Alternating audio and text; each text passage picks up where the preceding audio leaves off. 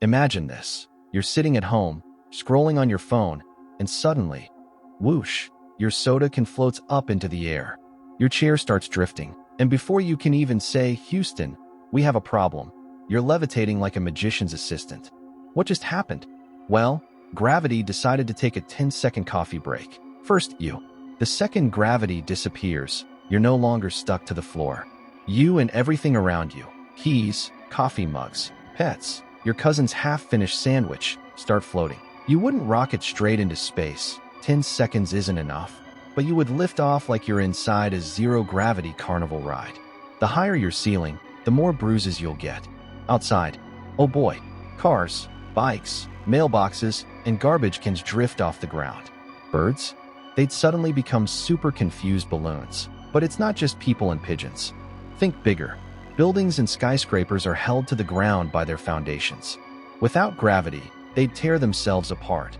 Glass panels, furniture, and rooftop water tanks would pop free like Lego pieces shaken in midair. And rivers, lakes, oceans, they'd stop staying in their nice containers.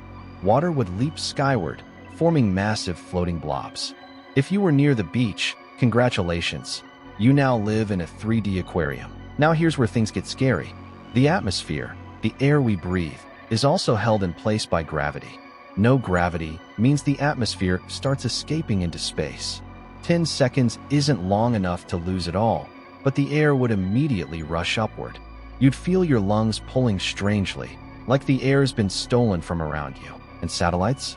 They orbit Earth because gravity keeps them circling instead of flying off into space. In those 10 seconds, every satellite would break free, zooming away in straight lines. Say goodbye to GPS, weather forecasts, and cat videos buffering smoothly. But here's the ultimate plot twist. Earth itself is in trouble. Gravity isn't just for people and oceans. It holds the whole planet together. Without it, Earth's crust, mantle, and core would start to drift apart like an exploding jigsaw puzzle. Now, 10 seconds isn't long enough for Earth to completely disassemble, but the stress cracks and violent earthquakes would be catastrophic. When gravity slams back on after its little nap, all those floating oceans, cars, skyscraper pieces, and unlucky tourists, they come crashing down. Basically, a 10-second gravity break equals centuries of cleanup. So, to recap, in 10 seconds with no gravity, you'd float, buildings would crumble, oceans would leap skyward, satellites would escape, and Earth itself would start to unravel. And when gravity switches back on, chaos rains down, literally. Moral of the story: let's all be thankful gravity doesn't have a snooze button. If you enjoyed this little trip into disaster science, hit that like button. Stick around with a comment about what you think would be the weirdest part of zero-G Earth, and subscribe for more mind-bending, what-if scenarios. After all, gravity may hold us down, but curiosity?